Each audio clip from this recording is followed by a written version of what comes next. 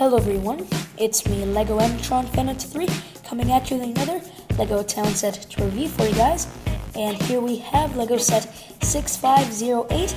It's called the Wave Racer. Now this set was released back in 1990. It was part of the Lego Town theme. The set comes with 36 pieces, and with those pieces you can of course build the Wave Racer and the one and only minifigure you get with the set. At the time, back in 1990, the set was retailing for about $3 US according to Brickset.com. However, I found the set at the Lego event called Fun and Break, which is an event taking place in the northeastern part of France every June. Anyway, I found the set for €3 and I picked it up, as you can see here. So I will be putting the links into the description below if you want to check out the website of Fun and Break and Brickset.com. But let's take a closer look at the set itself. So we'll first take a look at the minifigure you get with the set, which is a pilot, by the way. Now this minifigure is very simple and there's nothing special about it really, so here it is. So as you can see, the minifigure is wearing a red helmet with the trans light blue visor featured there, and of course you can move it up and down.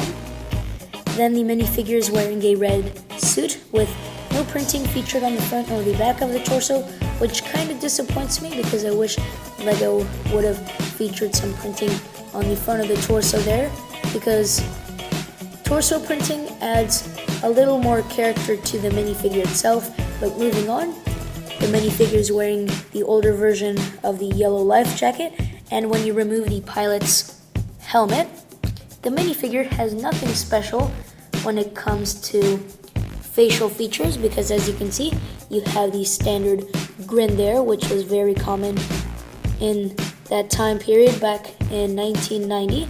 However, what's cool about that headpiece is that you have the solid stud on the top there, which is pretty cool. But there's a look at the minifigure itself. Then we'll look at the Wave Racer itself, and it's really just a racing airboat. But anyways, we'll first get a 360 view of the build itself. So here's a look at it from the side. Here's a look at it from the back. Here's a look at it from the other side.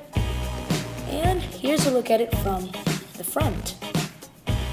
So firstly, right off the bat, I love the color scheme in which this build has to offer. I think the blue and the white is a great color combination. However, if you know a lot about these blue and white bricks, they tend to discolor more easily. The blue bricks will fade more, and the white bricks will either yellow or fade, which is really a pain in the butt, but I guess that's the reality. So we'll first start off by looking at the front here. So on the front here you have these two parts which stick out only by a stud, and then under that you have these two inverted slope bricks.